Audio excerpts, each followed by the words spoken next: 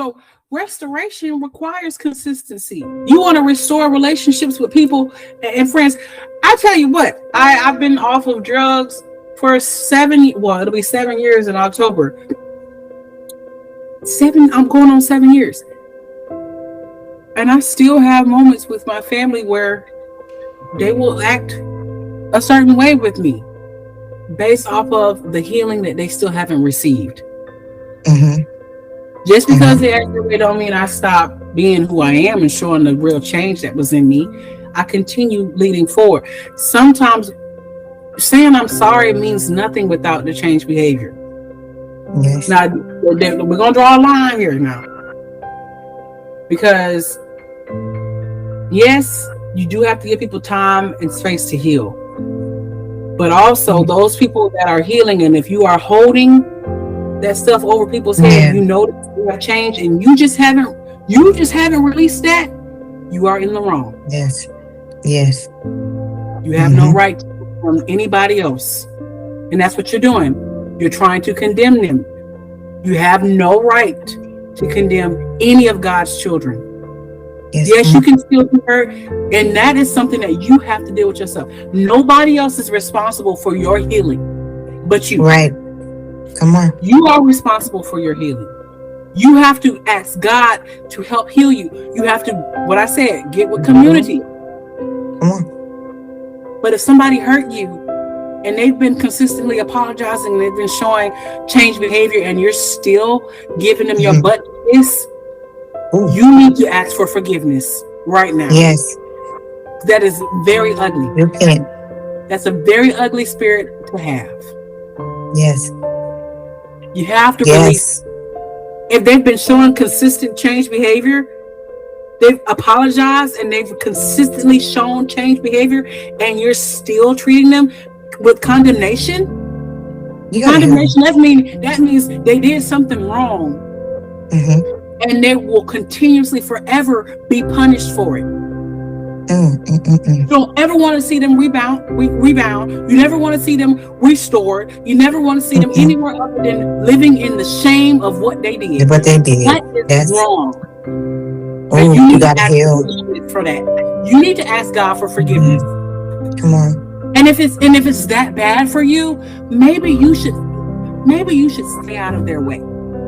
Those people that have healed and they have shown that they have changed, maybe you should keep your negativity over there and not assist them with that. Yes. Until you are able to heal. Keep your negative energy over there. Relapse too. Go to a community thing. Go to your pastor. Go to a minister. Tell them, hey, I have a problem with forgiveness, because that's what your problem is. Tell them, I got a problem with forgiveness and I need help. There are community groups that you can join to help you navigate through forgiveness and how to forgive. Yes. Do that, but don't sit up there and treat that person that's bullying. That's wrong. And we talk about young kids learning bullying and all that. That's learned behavior. The kids learn it from adults. Kids learn it from adults. So if you're an adult, you have to take responsibility for your actions. You cannot say, oh, I'm like this because my mama was like this or my daddy was like this. No, that doesn't slide anymore. You're not a child. Forgive. You can forgive that man that hurt you. You can't forgive your sister, or you can't forgive your friend. Your mom. You can forgive that girl, that lady. Why? Because they've been sexually touching on you. That's how you can forgive them. Because you in lust. They're doing something for you. They're gratifying you in a way that you feel like you should be gratified. That's still wrong. You should never, ever, ever condemn somebody. Yeah, I've been hurt. I have forgiven those people. That's why I won't bring it up. I won't say exactly what happened, because I've forgiven them. I don't want them to have to walk around and carry it with them all the time and feel like they can never hold their head up high. When you've done the work to help heal and change and apologize, and people continuously treat you like you're that same person, you can begin to get downtrodden. You can begin to feel downtrodden. Your body, if I could explain the posture of your spirit in that time through my body language, I'll show you. This is what it will look like. walking around like this, head down all day, shoulders lunched over. You can't stand up, can't get your posture right, can't smile, because you're still stuck. They want to freeze you. They want you to be stuck in time like a pillar of salt. And I rebuke that in the name of Jesus. Don't look back. You don't belong back there. We're moving to a new land. Come on now. Restoration requires consistency. So this is for people who really want to restore relationship. It requires consistency. An apology opens the door, but changed behavior proves the heart. If they have changed their behavior, if they've opened the door and they've proven their heart, if you cannot accept that, you need to go to pray.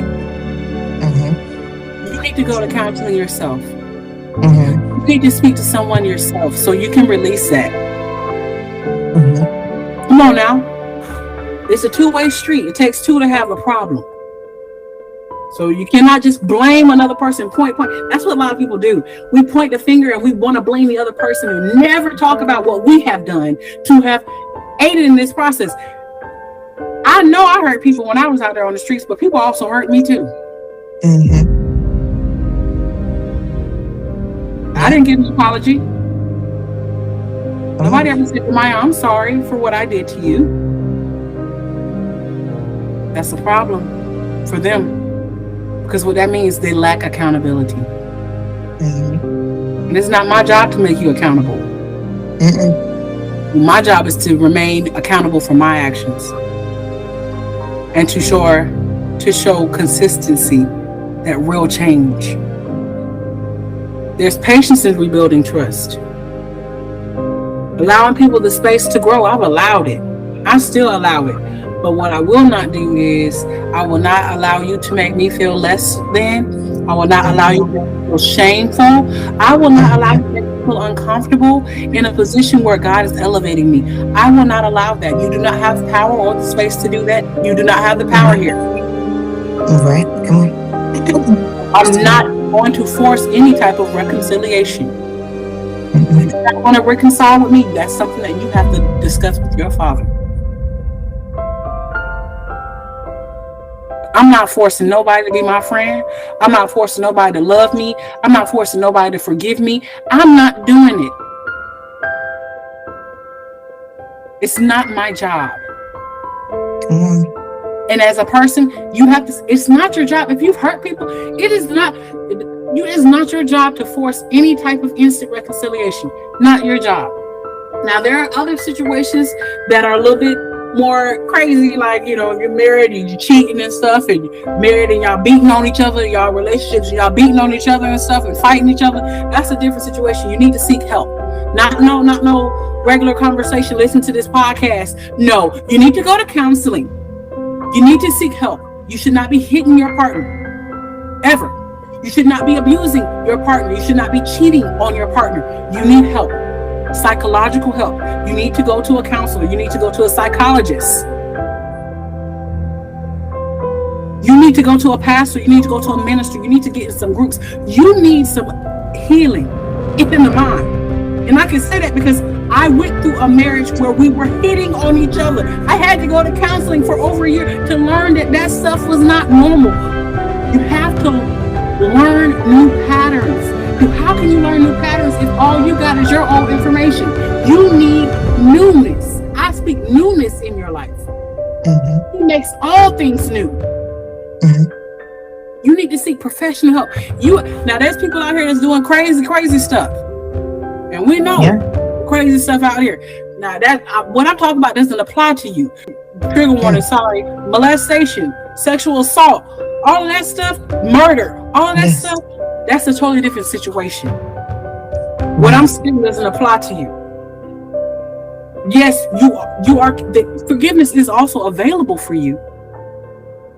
And yes, you can still go down these steps and all of that, but it may take longer because that level of offense may take a little bit longer to get that forgiveness from others, and you may not ever get it. Because that's a lot, it's hard. That's a hard question to ask a person. But with God, it can be done. Yes, with God, all things are possible.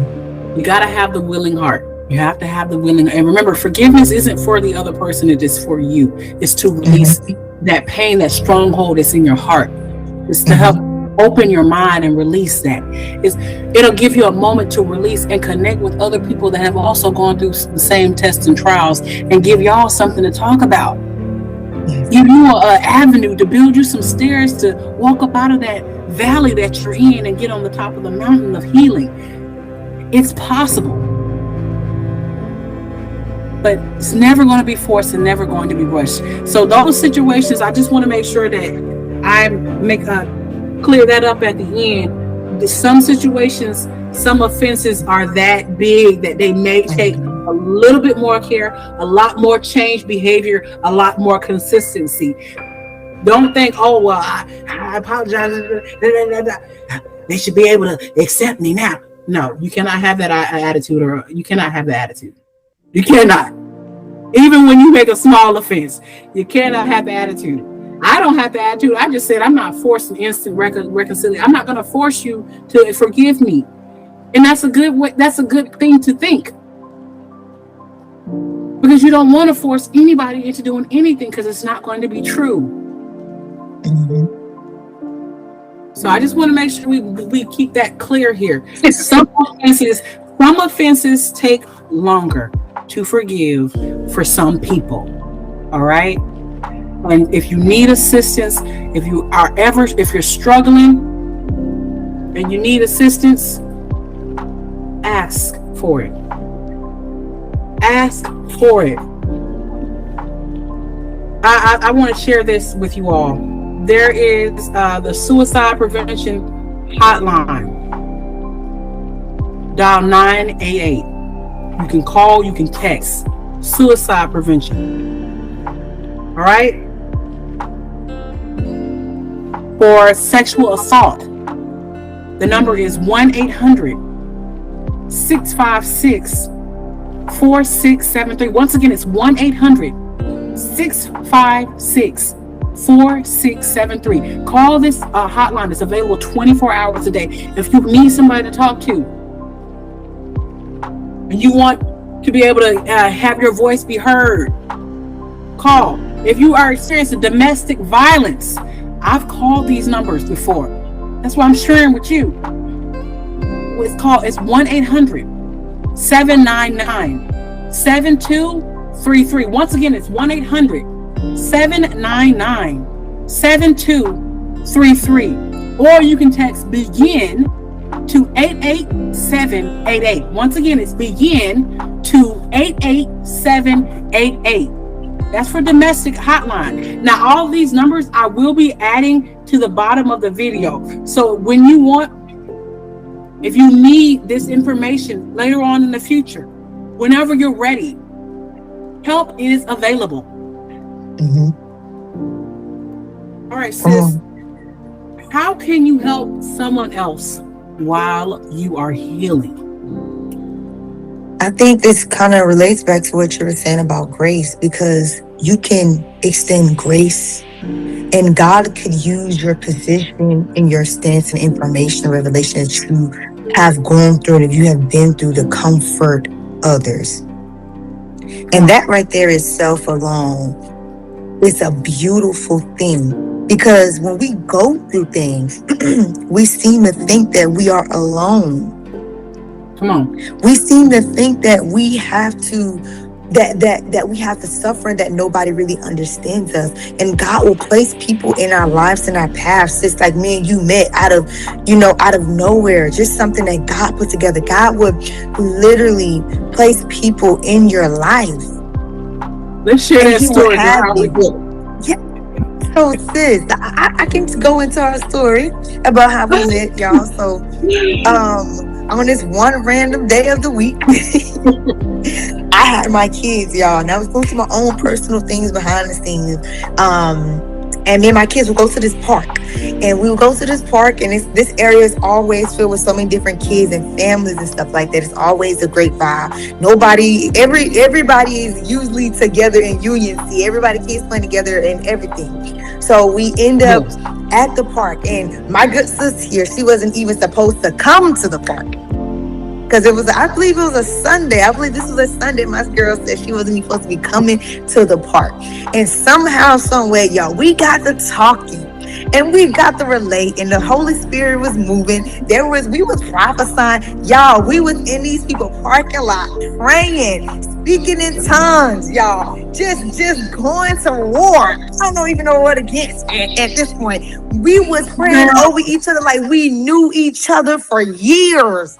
Yes. Nobody knew we just met each other like 20 minutes ago.